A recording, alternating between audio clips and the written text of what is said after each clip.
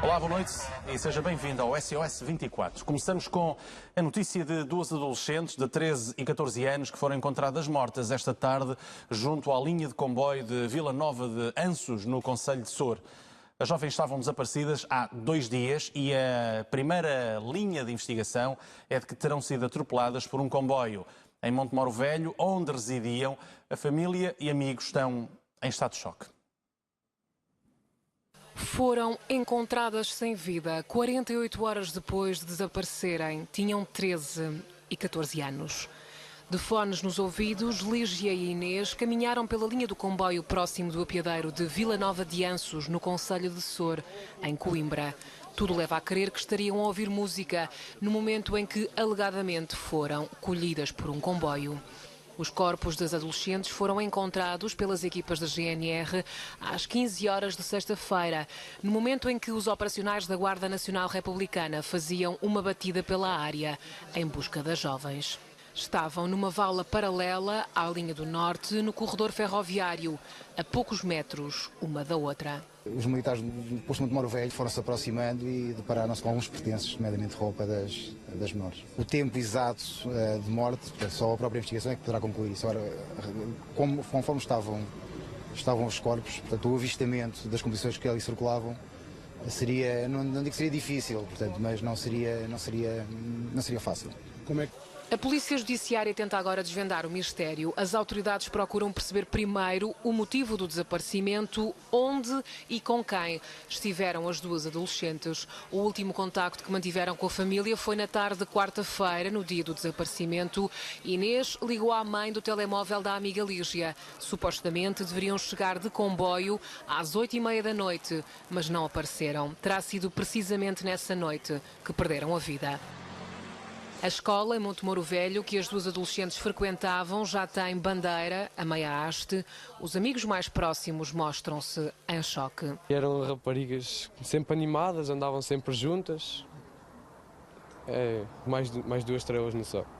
Lígia vivia na Abrunheira, a 10 km de Montemoro Velho, em Reveles, com a mãe e a avó. O pai terá falecido em tempos, num acidente. Nada levava a crer que a jovem pudesse fugir e muito menos que uma tragédia destas viesse a acontecer. Uma menina meiga, uma menina educada, uma menina boa, uma menina... Não posso dizer melhor. Eu fui de manhã à casa da mãe, porque como ainda não sabíamos de nada, não é? Eu fui lá, fiquei em choque com ela, com o irmão, que tem um filho maravilhoso. Teve uma perda do marido há 6 anos, que faz 6 anos no dia 27 deste mês. Que ela perdeu uma joia de homem que ela tinha. E agora acontece-lhe isto também com a filha. Não há palavras para isto. A investigação permanece a cargo da Polícia Judiciária, em colaboração com a Guarda Nacional Republicana. A TVI sabe que para já está afastada a hipótese de crime. Só as autópsias aos corpos das jovens poderão dar mais respostas às autoridades. As duas raparigas encontradas mortas esta tarde ficaram amigas recentemente. Frequentavam a mesma escola e foram passear a Coimbra na quarta-feira, depois de saírem da escola por volta da hora do almoço. Os pais souberam pela última vez das meninas ao início da noite, altura em que deveriam ter chegado a Montemoro Velho. Lígia Louro e Inês Rosa, de 13 e 14 anos, eram amigas há cerca de um mês. Frequentavam a mesma escola em Montemoro Velho, distrito de Coimbra. Quando viajo por aí eu viajo assim um pouco juntas e elas já eram divertidas isso. E não pareciam miúdas assim calmas, isso não faziam assim nenhum problemas nem nada disso. Lígia saiu de casa em Reveles às 7h20 da manhã de quarta-feira e falou com a mãe pela última vez pouco mais de 1 hora depois. Ia dormir à casa de Inês para passar o feriado. Saíram da escola por volta da hora de almoço. Ela, portanto, foi à casa da Inês, foram lá deixar as coisas e saíram. Não disseram para onde iam, não tinham ordens para sair. Ia dormir em casa da amiga. Exatamente, passar o feriado, dormir, passar o feriado, depois iriam juntas para a escola novamente, na sexta-feira de manhã. Ao final da tarde, telefonaram à mãe de Inês para dizer que iriam chegar por volta das 8h30 da noite a Montemoro Velho. Só que elas não chegaram lá. Não sabemos onde elas desceram, se mais à frente, se mais atrás, só que estavam a chegar, foram o que disseram, não era suposto saírem de casa. As duas amigas chegaram a entrar no comboio na estação de Coimbra B. Não levavam roupa e tinham 7 euros com elas, segundo os pais. Um jovem de 18 anos foi visto com as duas menores e esteve a ser ouvido pelas autoridades na manhã desta sexta-feira.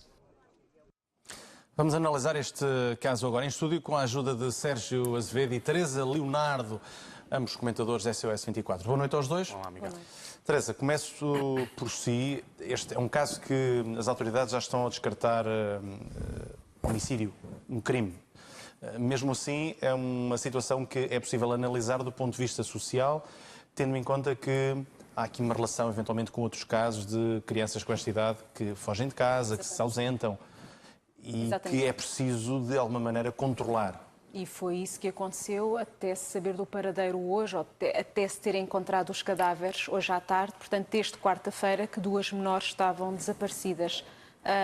Não se suspeitou de rapto, porque rapto é considerado crime, portanto havia um desaparecimento, uma fuga, embora aqui com alguma informação para a família, que infelizmente acabou ao contrário da maioria dos desaparecimentos, que os jovens acabam por aparecer, acabou da pior forma. E, portanto, agora realmente só a autópsia é que vai dizer há quanto tempo é que morreram, como é que morreram, se foi logo na quarta-feira ou posteriormente, e aí já tem outros envolvimentos. Em Portugal, 1.600 jovens por ano fogem. Estamos aqui a considerar jovens entre os 12 e os 18 anos. Abaixo dos 12 anos são mais lutas parentais e da guarda parental do menor ou eventualmente uma criança que se perde em alguma circunstância. Depois, entre os 12 e os 18 anos, existem realmente fugas. Aqui a adolescência é uma altura complicada da vida em que não é criança e não é adulto, os pais continuam a ser os responsáveis. E realmente num meio cada vez mais virtual, em que devia de haver mais comunicação, essa comunicação não é efetiva e muitos dos pais não sabem onde é que estão os adolescentes. Como é que se combate essa vontade dos jovens atualmente, e em grande número, como fez referência há pouco, deixarem de ter essa vontade de se ausentar de casa? É uma necessidade de afirmação. Muitas vezes tem necessidade de afirmação. Isto acontece sobretudo, por exemplo, nos fins de semana, nas férias escolares, nos festivais. Há relações também, há casos relacionados com os namoros, quando são mais controlados ou são proibidos. E, portanto, aqui o mais fácil é realmente a fuga. Acontece também muito em desapontamentos escolares, quando acham que não estão de acordo ou a cumprir as expectativas dos pais. E isso, por vezes, ausentam-se, desaparecem, o que é realmente uma grande aflição para os pais ou para as pessoas que tomam conta destas crianças ou destes jovens adultos, porque não são adultos, não é? Vamos, pegando nas suas palavras, vamos aproveitar para estabelecer uma ligação em direto a Vila Nova de Anços, onde está o jornalista João Bizarro, que acompanhou durante todo o dia não só os trabalhos de socorro, de segurança também, as buscas, mas acabaste, João, por perceber a evolução de tudo aquilo que ia acontecendo, incluindo de familiares e amigos.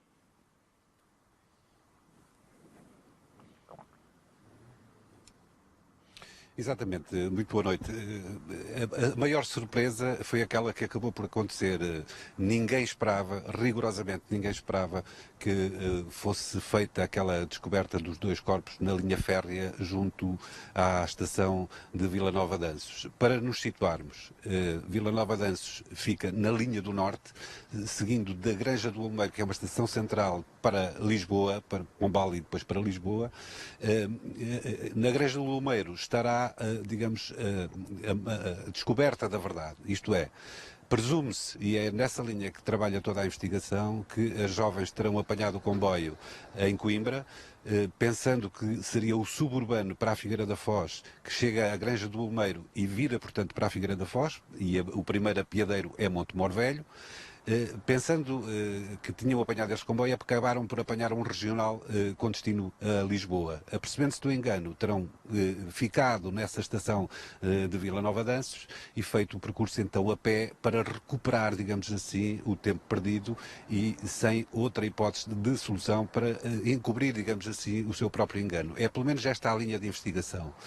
Quem esteve no terreno por parte da perícia médico-legal, se confirma que as mortes ocorreram na altura há cerca de 48 horas e, portanto, confere com este trajeto eventual vindo de Coimbra até a Vila Nova de Ânsia àquela hora do final do dia.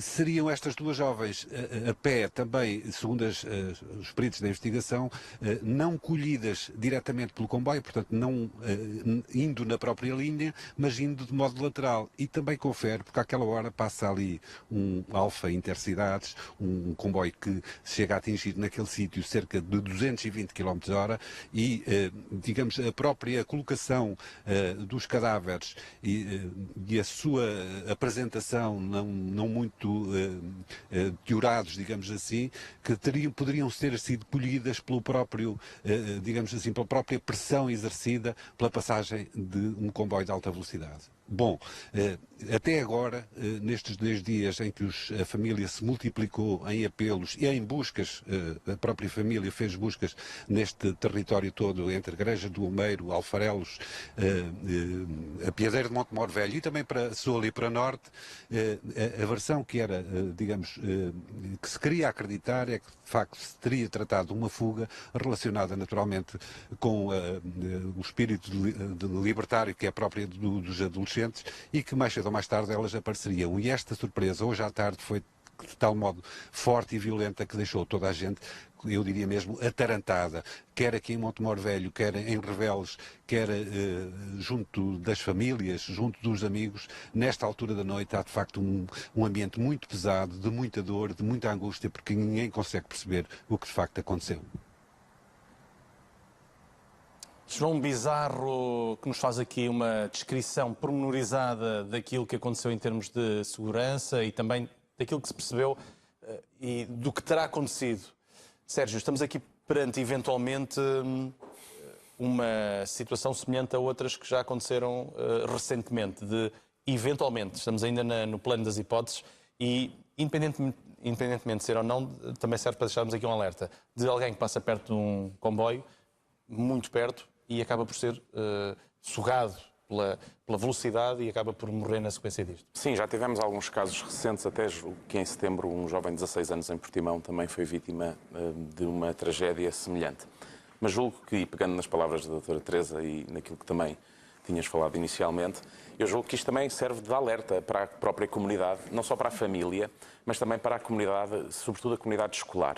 Porque não me parece que seja também absolutamente adequado que duas jovens de 13 e de 14 anos tenham a possibilidade de se ausentar da escola nestes termos. E assim, bem sabemos que isso também está relacionado com circunstâncias de apoio familiar e que provavelmente não existe outra alternativa a não ser essa para que as jovens possam fazer a sua vida. Mas a comunidade escolar também, e toda a comunidade em si, deve ter também aqui uma preocupação de acompanhamento, sobretudo nos jovens destas idades, que, como já sabemos, e a própria doutora também já referiu, são jovens que pretendem uma certa afirmação da sua liberdade, do seu crescimento, da sua maturidade, que se julgam mais maduros do que aquilo que realmente são e que, em muitas circunstâncias, até se consideram bastante privados da liberdade, sobretudo de uma privação de liberdade por parte dos seus próprios pais. É uma tragédia, infelizmente, não há outra palavra para classificar este acidente. Sabemos pelas investigações que está à partida afastada a hipótese de um envolvimento de terceiros, portanto, da existência de um crime, mas só os exames médico-legais é que poderão confirmar essa teoria, porque é através destes exames médico-legais que vão ter que naturalmente ser feitos que se vai conseguir aferir as causas da morte e, mais ou menos, a hora e o dia em que esta tragédia aconteceu.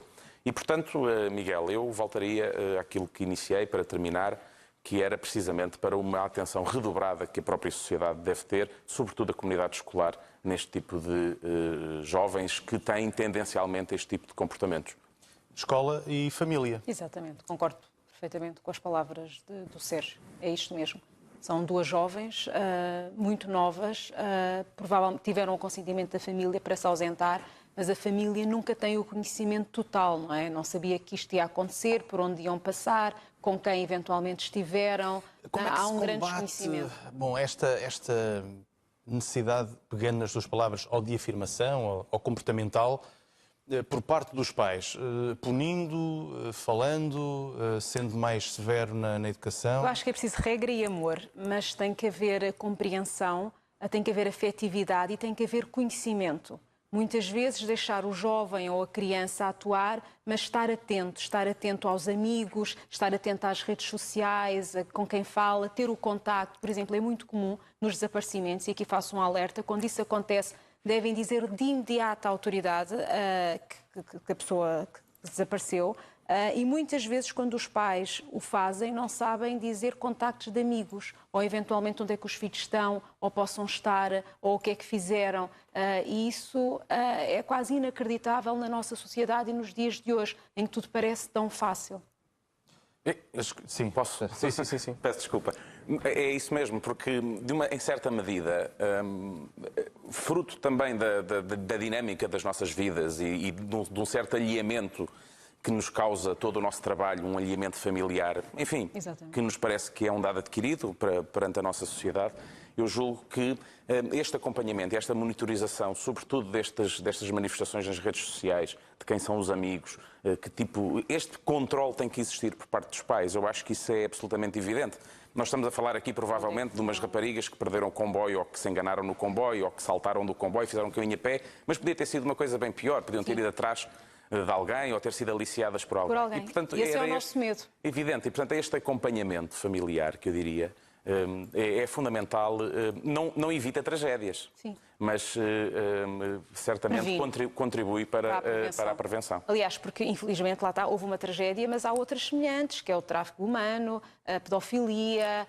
São pessoas que não têm identidade. Há uma grande confusão nos adolescentes e nos jovens, uma grande confusão a nível de sentimentos e de identidade. Pois querem pertencer a determinados grupos, querem se identificar com determinados grupos e, portanto, esta confusão toda de sentimentos faz com que fiquem mais frágeis e possam cair em determinadas redes. E é isto que leva os pais ou os tutores a ficarem muito assustados quando desaparecem ou quando fogem. Muitas vezes fazem-o para se afirmar e para que as coisas mudem. Também pode acontecer isso, mas é preciso ter realmente muito cuidado e os pais têm que estar atentos. Por exemplo, uma coisa tão simples como o jantar de família que deixou de existir. Há coisas tão básicas que deixaram de ser normais. Não é? Ou seja, parece que é tudo muito fácil, os contactos telefónicos, é tudo, mas depois em casa as pessoas não contactam. Sim, a proximidade real, não é?